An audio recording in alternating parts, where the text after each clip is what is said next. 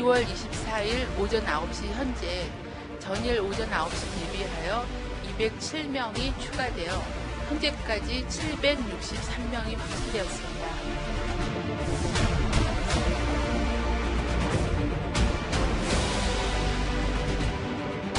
대부분은 대구 신천지교회 청도 대남병원에서 발생한 집단 감염 환자들입니다.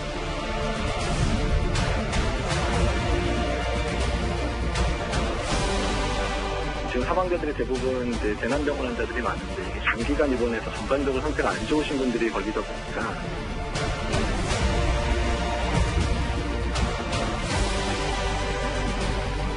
향후 일주일에서 열흘 정도가 코로나19의 확산을 좌우하는 중단 고비가 될 것입니다.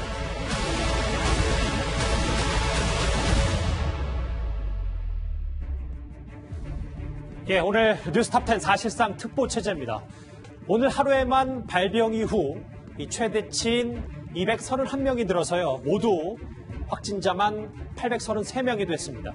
경계 경보를 심각으로 올렸지만 내일이면 곧 확진자 1000명이 될 것이라는 우려도 나오고 있습니다. 그런데 조금 전에 들어온 속보부터 하나하나 만나봐야 할 것 같습니다. 화면으로 속보를 좀 볼까요? 어제 602명, 오늘 833명. 그런데 코로나19 사망자 1명이 추가로 발생을 했습니다.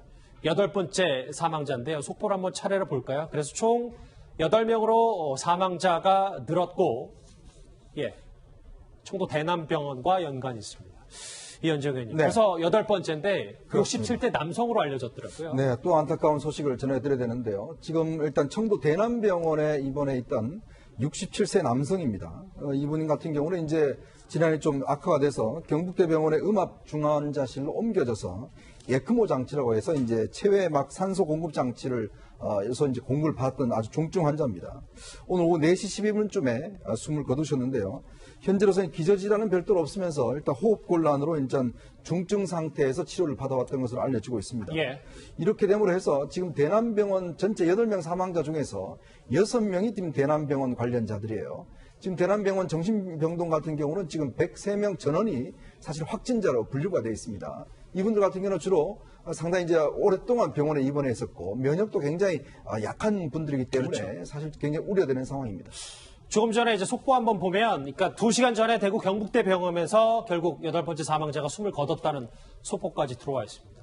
오 교수님, 글쎄요, 네. 뭐 사스와 메르스와 치사율이 낮다라는 평가를 받은 이 코로나19인데 이렇게 사망자가 끊이지 않는 이유, 치사율과 저희가 어떻게 좀 바라봐야 되는 겁니까? 지금 현재 치사율을 확인할 수는 없고요. 왜냐하면 아직 진행 중이고, 그다음에 지금 우리가 800명이 넘는 환자가 발생했는데 이제 8번째 사망자가 나왔기 때문에 사실은 뭐 치사율이라고 해야 굉장히 낮을 수밖에 없습니다. 하지만 계속해서 매일 이렇게 사망자가 나오고 있는 것은 우선은 기저질환을 가지고 있고 상당히 오랫도록 입원을 하고 있으면서 체력도 떨어지고 면역력도 떨어진 분들한테 지금 이 코로나 바이러스가 갔기 때문이라고 생각합니다.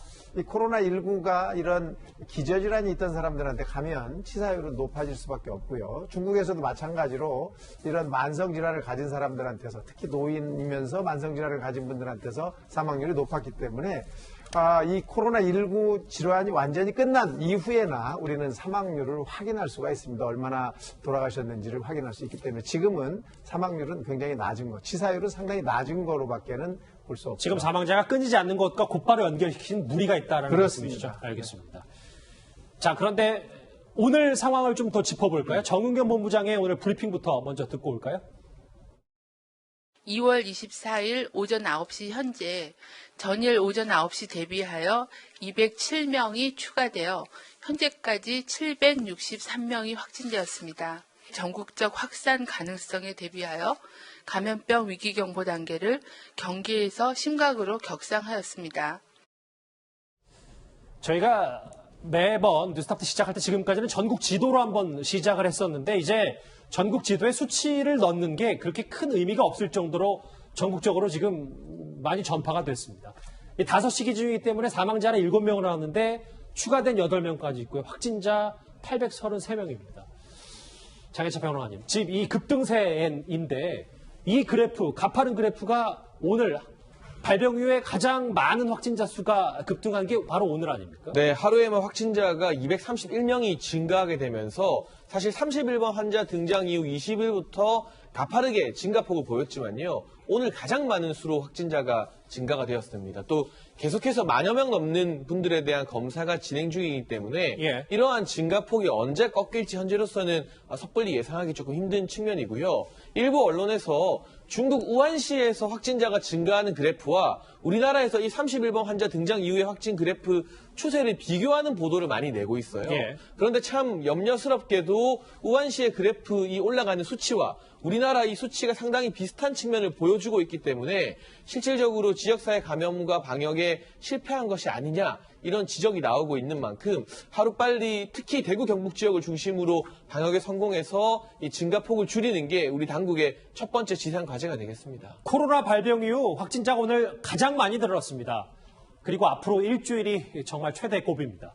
그런데 지금 와서 돌이켜보니까 지역사회 감염이 시작됐다는 신호는 여기 화면 보시면 일찌감치 좀 감지가 됐었습니다. 그러니까 이 두 환자 최초로 이 감염 경로를 알 수 없는 확진자가 나왔을 때 그 당시가 아마 이 지역사회 전파 신호탄이 아니었나라는 분석도 동시에 나오고 있습니다. 29번째 환자와 또 그 30번째 환자의 해외 여행력은 두 분 다 없으신 상황이고 또 가족 내에서의 접촉이나 아니면 가족들에서의 해외 여행력은 확인되지는 않았습니다. 오한진 교수님, 이제 네. 좀 되짚어볼 필요도 있어요. 왜냐하면 그래야 또 이 물줄기를 잡으니까요. 그런데 이 깜깜이 확진자 2명이 나타났을 때 당시 초동 대처가 좀 더 기민했다면 이렇게 뭐 내일이면 1000명이 육박하는 확진자 수까지는 안 됐을 것이다라는 전문가 의견도 있어서요. 동일하십니까? 네, 동의하죠. 네, 그렇게 생각할 수밖에 없는 거고요. 29번, 30번 환자의 감염원이 확인이 되지 않고 있지 않습니까? 예. 이때 이미 지역사회 감염을 대비했어야 한다고 생각합니다. 그 이후에 31번 환자가 나오면서 전 한국이 다 감염 지역으로 돼버렸는데요. 맞아요. 요때 이제 사회적 격리라고 해서 좀 휴업이나 휴교나 또는 집회 금지 같은 이런 조치를 시행을 했으면 이런 어차피 이 바이러스의 전파는 사람과 사람 간에서 일어나기 때문에 사람들의 이동 경로를 줄여놓는 그런 조치가 이 확산을 막을 수 있는 조치였었다고 생각이 되거든요. 그래서 예. 이때쯤 시작을 했으면 이렇게 급격한 환자 수 증가가 일어나지 않았을 가능성이 있다고 생각합니다. 하지만 지금은 이제 뭐 이건 이미 지나간 얘기니까. 맞아요. 지나갔습니다. 지금은 이 상태는 뭐 더 얘기해봐야 큰 의미는 없고요. 이제부터 빨리 더 적극적으로 노력을 해야 되겠죠. 그래야겠죠. 예. 우리가 확진 환자가 한 4, 5일 정도 안 나올 때가 있었지 않습니까? 그때 보건복지부 장관이 뭐라고 그랬냐면 자, 이제 모임 같은 거 취소하지 마시고 모임도 하시고 뭐 경제생활을 해달라 이런 부탁을 한 적이 있어요.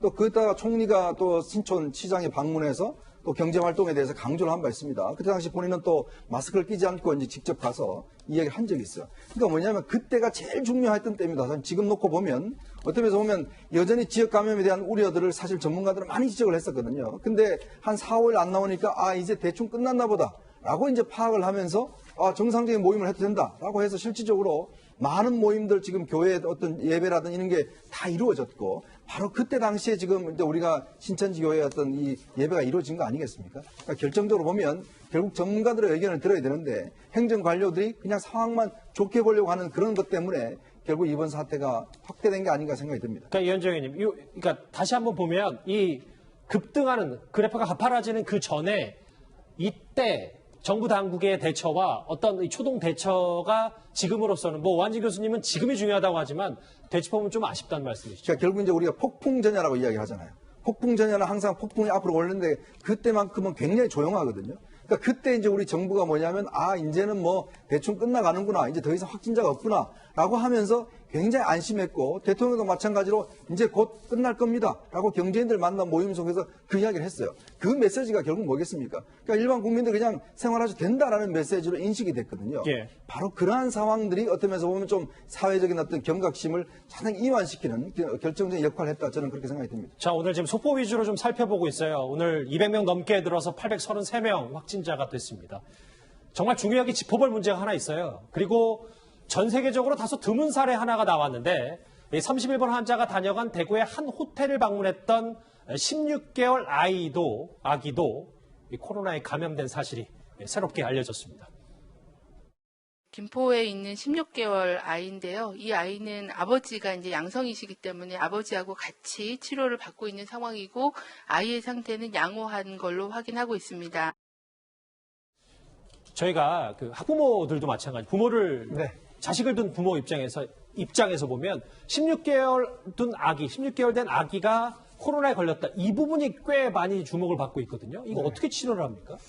뭐 아이나 어른이나 뭐 다 마찬가지의 치료 방법을 동원하는 거죠. 지금 현재 아이의 상태는 양호한 것으로 확인이 되어 있기 때문에 대증상 치료를 하고 있는 것으로 알려져 있습니다. 뭐 심각한 폐렴 증상이 나타나거나 하면 그때부터는 이제 뭐 항바이러스제, 항에볼라제 무슨 뭐 이런 약제들을 쓰겠지만 지금 상황은 그게 아닌 상황으로 알려져 있거든요. 더더욱이 또 중국에서도 이미 확인이 됐지만 아이들한테는 감염이 그렇게 많이 되지 않는 것으로 되어 있기 때문에 이 부분은 아직까지 왜 그런지는 확인이 되지 않았지만 아이들한테는 조금 안심스러운 이야기입니다. 아하. 더더욱이 이 아이들은 이런 문제가 생겼을 때 부모들이 아이들을 보호하는 그런 상황이 많이 생기잖아요. 그래서 아이들은 사회생활도 적고 부모가 보호하려는 이런 현상 때문에 노출될 기회가 적어지기 때문에 더더욱이 감염은 적을 걸로 생각을 합니다. 그러니까 16개월 아기가 코로나에 직접적으로 감염이 됐다고 해서 엄청난 공포를 가질 필요는 없다는 말씀이신 거죠? 네. 알겠습니다. 지금 뭐 16개월 아기가 코로나에 감염이 됐고 그리고 오늘 확진자 그리고 사망자까지 하나하나 살펴봤는데요. 지금부터 짚어볼 이 부분도 참 중요합니다. 현재 2명이 위중하고 14명이 산소 치료를 받고 있는 상태입니다. 이 중증 환자에 관해서는요. 그런데 조금 전에 사망자가 1명 더 추가돼서 8명이 나왔다는 소식도 같이 전해졌습니다. 저희도 어저께 사망자가 3분 더 추가로 발생하고 또 특히 사망자로 분류되신 분이 7분이 계신데 그중에 5분이 대남병원에 입원하셨던 환자분이셨습니다. 저는 2월 15일 전후부터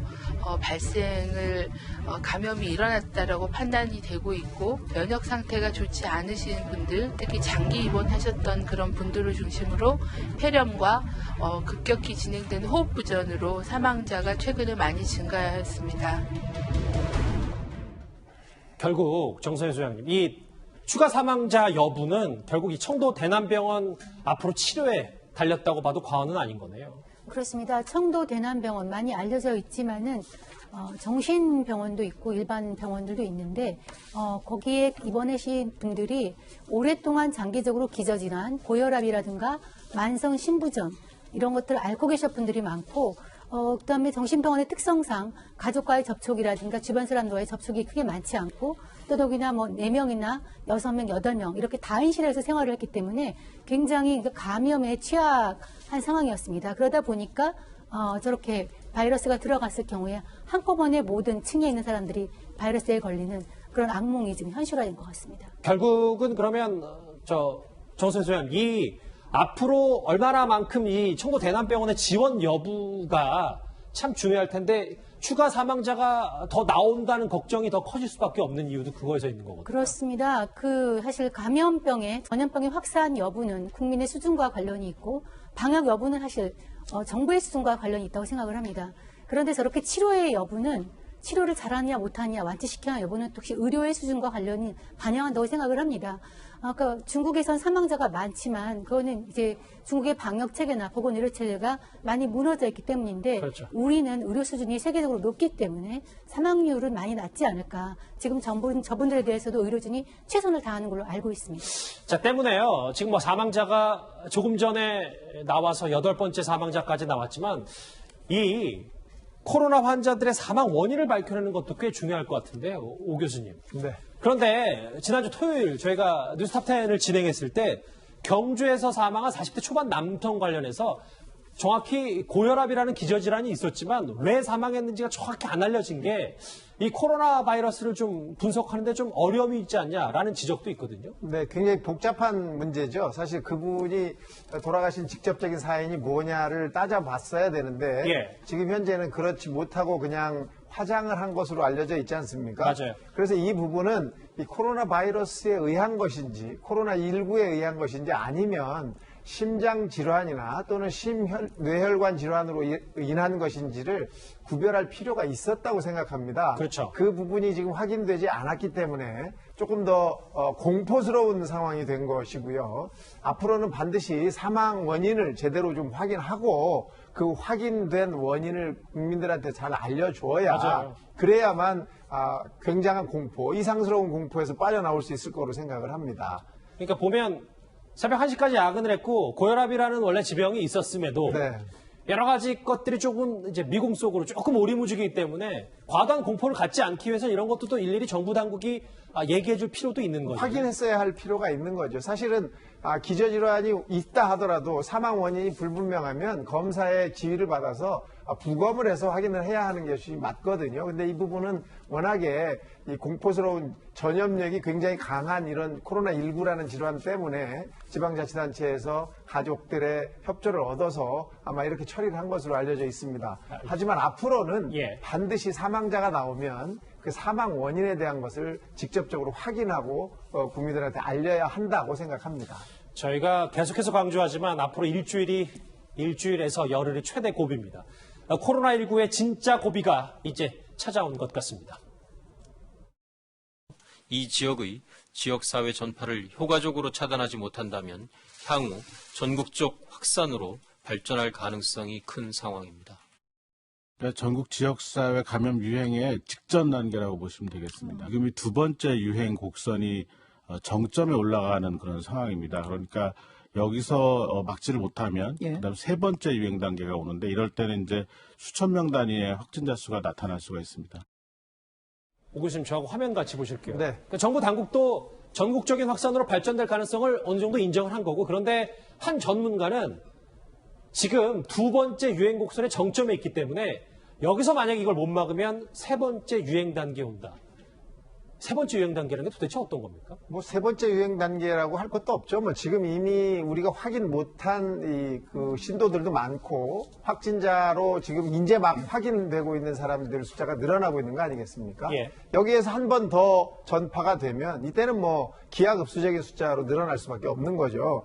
지금 우리가 해야 될 가장 큰 문제는 이 확진자 수가 급작스럽게 올라가는 것을 막아야 되고 확진자 수가 늘어나는 시간을 천천히 갈 수 있도록 해야 합니다. 그렇죠. 이렇게 해야 이 코로나19라는 질병을 우리가 어느 정도 천천히 가고 그다음에 의료시설을 충분히 이용하면서 이 사람들을 치료해 주거나 앞으로의 확산 속도를 늦춰줄 수 있기 때문에 지금 계속해서 이렇게 급작스럽게 올라가는 것을 막아줘야 되거든요. 이걸 하려면 진단 시기를 더 빨리 할 수 있도록 문제가 생긴 사람들한테는 빠른 진단을 하셔야 되고 두 번째는 사회적인 격리가 확실히 돼야 됩니다. 이동을 적게 해야만 사람 간의 전파를 줄일 수 있기 때문에 확실한 이 사회적인 격리 이런 것들이 더 필요한 상황이라고 생각이 됩니다. 오 교수님, 좀 더 짚어보면 저희가 그래프를 다시 꺼냈어요. 네. 그러니까 지금 두 번째 유행 단계 정점이 이거라면 전문가들이 지적하는 정말 우려하는 세 번째 단계 유행 단계가 올라가면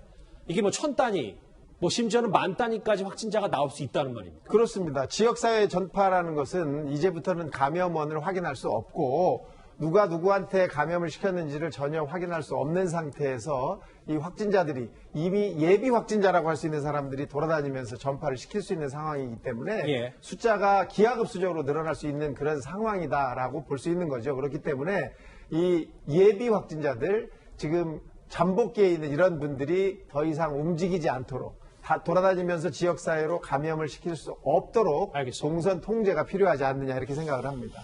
자, 못 막으면 세 번째 유행이 온다는 전문가들의 지적까지 나오고 있습니다. 어제부터 정부는 사람 많이 모이는 행사에 좀 자제해달라. 그리고 발열, 호흡기 증상자들은 출근을 말아달라. 이렇게 매뉴얼도 내놨는데 저도 그렇고 여러분도 그렇고 유념하셨으면 좋겠습니다.